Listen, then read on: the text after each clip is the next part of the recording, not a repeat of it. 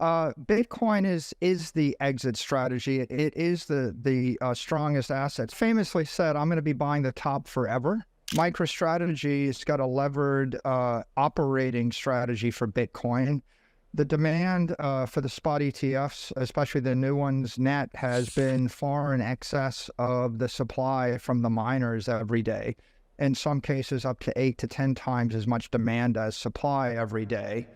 Don't forget to subscribe, crypto traders. Let's continue with the interview and the analysis of this one. Bitcoin's emergence in the financial landscape has been nothing short of transformative, positioning itself as a pivotal player in the market dynamics. At its core, Bitcoin operates as both an exit strategy for investors seeking refuge from traditional assets, and a robust asset class that magnetizes institutional capital. In recent years, Bitcoin's allure as a safe haven has only amplified, particularly during times of economic uncertainty and inflationary pressures. Investors flock to Bitcoin as a hedge against the volatility of fiat currencies and the potential erosion of purchasing power. Its decentralized nature and finite supply underscore its appeal as a store of value in a world fraught with monetary uncertainties.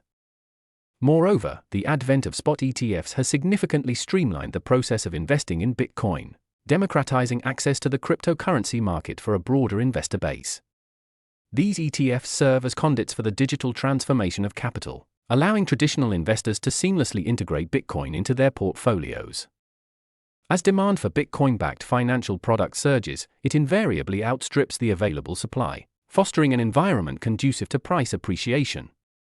The confluence of these factors has propelled Bitcoin to the forefront of institutional interest, with hedge funds, asset managers, and corporations increasingly allocating capital to the cryptocurrency.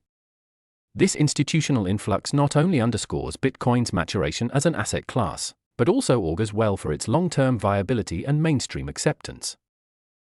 Well, I think it's a very virtuous cycle. The spot ETFs have opened up a gateway for institutional capital to flow into the Bitcoin ecosystem. The demand for the spot ETFs, especially the new ones, net, has been far in excess of the supply from the miners every day. In some cases, up to 8 to 10 times as much demand as supply every day. This is a rising tide that's going to lift all boats. MicroStrategy's got a levered operating strategy for Bitcoin. But if you look at what these spot ETFs are doing, they're facilitating the digital transformation of capital. And every day, hundreds of millions of dollars of capital is flowing from the traditional analog ecosystem into the digital economy.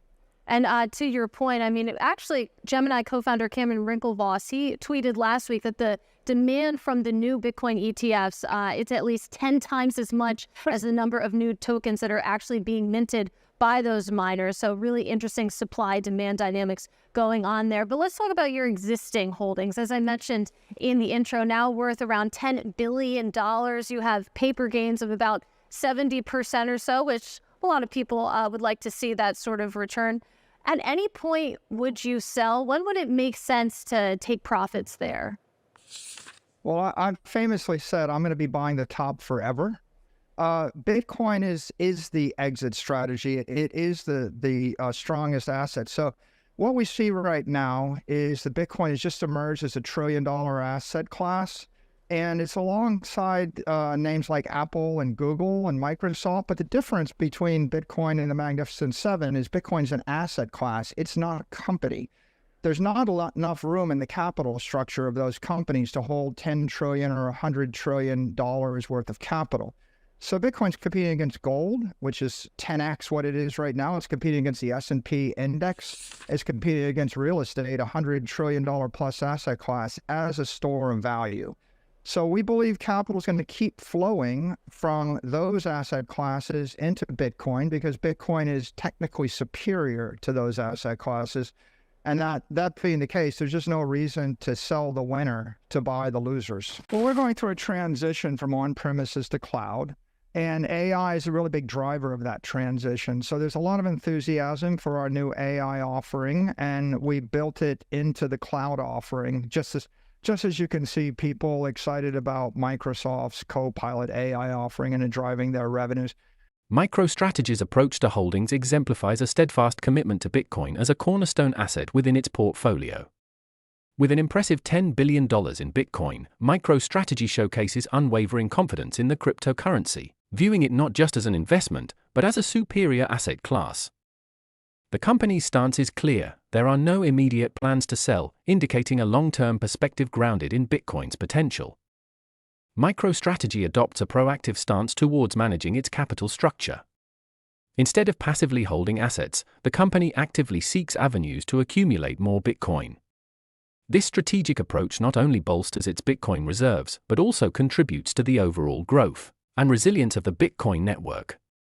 By embracing this approach, MicroStrategy aligns itself with the ethos of Bitcoin as a transformative financial instrument. It recognizes the significance of fostering network growth and expanding the adoption of Bitcoin within mainstream finance.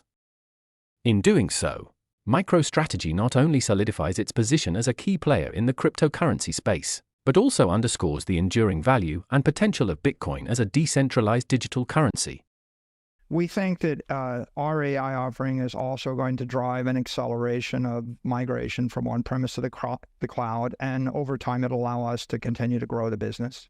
Well, we're fortunate to be able to manage our capital structure actively and in a creative way. So sometimes we look to equity markets when that's the best way to acquire Bitcoin. But we've also done converts, and we continue to look at the convert market. We can refinance debt. We've refinanced our debt in the past and retired debt before. So we may issue debt, we may retire or refinance debt. We also are looking at potential preferred equity issuances or anything else that might be accretive to our shareholders. We try to be open-minded, prudent, thoughtful, and opportunistic as these opportunities present themselves. The fusion of business strategy and growth lies at the heart of organizational success. For companies like MicroStrategy, the pursuit of growth is intricately intertwined with strategic decision-making and innovative approaches. At the core of MicroStrategy's growth agenda is a keen focus on harnessing the power of artificial intelligence within the realm of cloud services. By seamlessly integrating AI offerings into their cloud infrastructure, MicroStrategy aims to propel business growth, while facilitating the seamless migration from traditional on-premises systems to more agile and scalable cloud-based solutions. This strategic direction underscores MicroStrategy's commitment to staying ahead of the curve and catering to the evolving needs of its clientele in an increasingly digital landscape. Moreover, MicroStrategy's growth trajectory is further fortified by a multifaceted approach to financial strategies.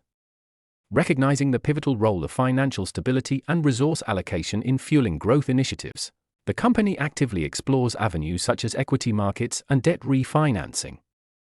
By judiciously leveraging these financial instruments, MicroStrategy not only bolsters its digital asset strategy but also strengthens its financial standing, thereby laying a robust foundation for sustained growth and innovation. Well, it's a natural decision for us given the success of our Bitcoin strategy and our unique status as the world's largest public company holder of Bitcoin. MicroStrategy is an operating company that can actively manage its capital structure and its business operations with more flexibility than an investment trust, which is what these spot ETFs are. So we're going to develop software, we're going to generate cash flow, we're going to leverage the capital markets, all in order to accumulate more Bitcoin for our shareholders, and also to promote the growth of the Bitcoin network. Given the fact that the majority of enterprise value is now based upon those Bitcoin-related activities, it makes sense for us to call ourselves a Bitcoin development company in the same way as you see a real estate development company or a petroleum development company.